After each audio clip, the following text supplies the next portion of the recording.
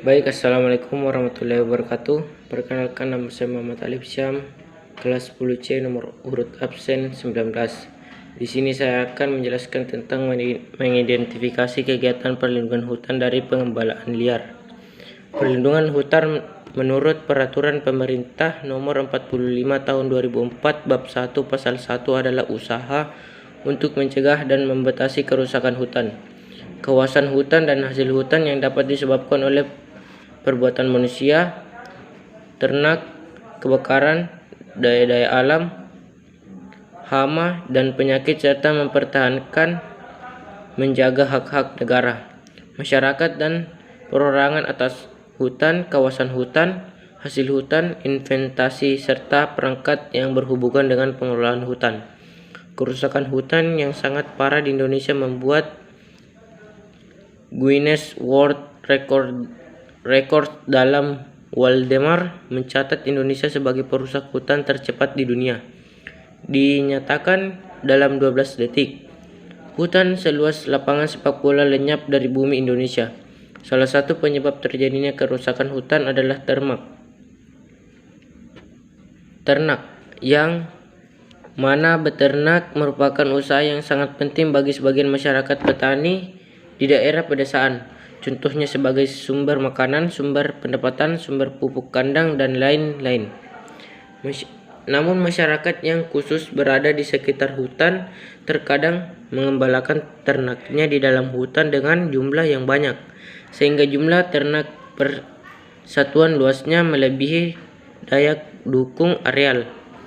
Pengembalaan seperti ini yang disebut dengan pengembalaan liar. Kerusakan hutan akibat pengembalaan liar dalam hutan dapat menyebabkan seluruh pohon mati, bahkan dapat menimbulkan erosi tanah. Dengan mengetahui faktor-faktor penyebab terjadi pengembalaan liar akan memberikan jalan keluar atau solusi untuk melakukan kegiatan perlindungan hutan.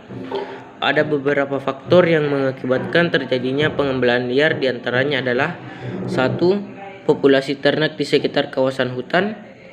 2. Jumlah hijaunya ternak yang mampu dihasilkan di desa sekitar hutan. Yang ketiga, teknik memelihara ternak yang dilakukan oleh masyarakat. Yang keempat, intensitas pengawasan oleh pengelolaan kawasan hutan. Selanjutnya, dengan adanya 4 faktor penyebab terjadinya pengembalaan ternak di hutan tersebut, maka menimbulkan akibat kerusakan hutan, diantaranya 1. Kerusakan terhadap tanah hutan.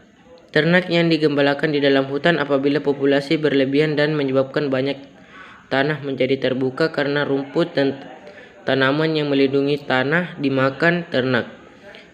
Injakan kaki ternak dapat mengakibatkan tanah terkais sehingga bila hujan akan mudah dibawa oleh aliran air.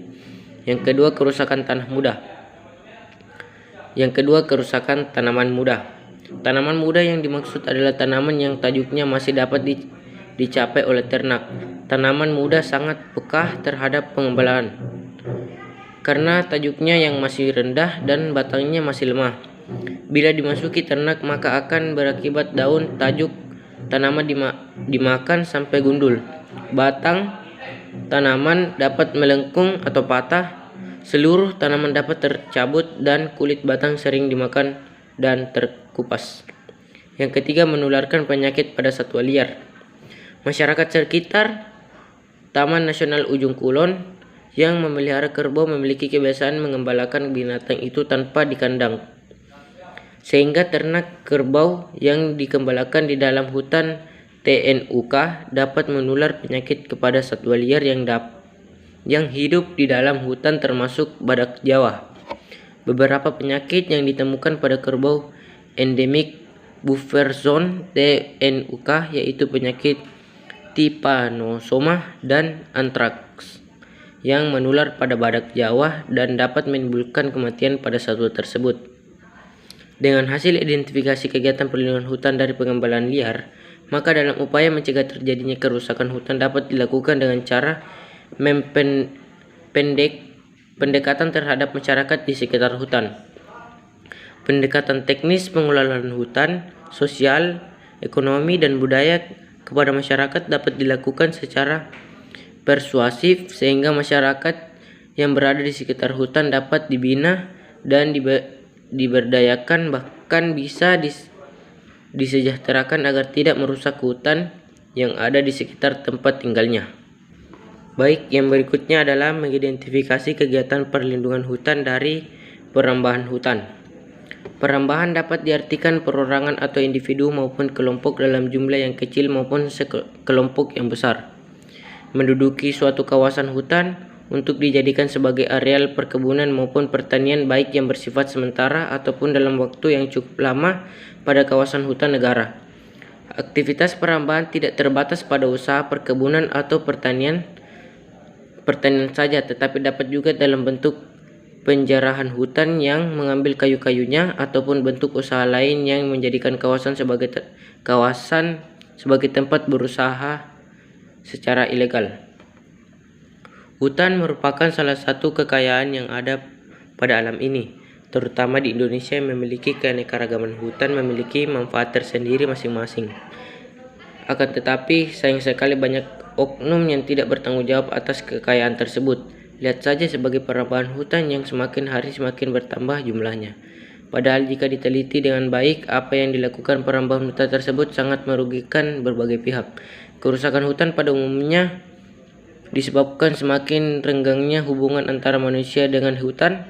Dengan perkataan lain, kelestarian hutan hanya dapat diwujudkan jika masih terdapat hubungan harmonis antara manusia dengan hutan dengan gejala problematikanya.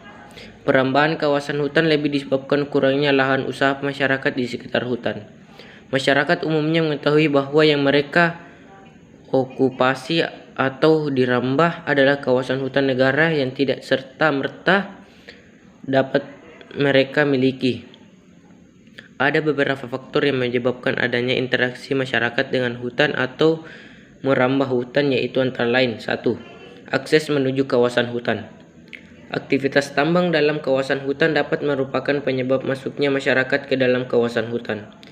Jalan tambang merupakan salah satu akses bagi perambah. Jika lokasi tambang semakin ke dalam kawasan hutan, maka kegiatan perambah juga akan semakin ke dalam. Bahkan kegiatan perambah dapat mereka lakukan beberapa kilometer lebih jauh dari lokasi yang tersedia jalan. Yang kedua, kemiskinan masyarakat di sekitar kawasan hutan. Kenyataan bahwa hampir semua masyarakat di sekitar kawasan hutan masyarakat miskin. Setiap wilayah mempunyai karakteristik adalah kemiskinan tersendiri.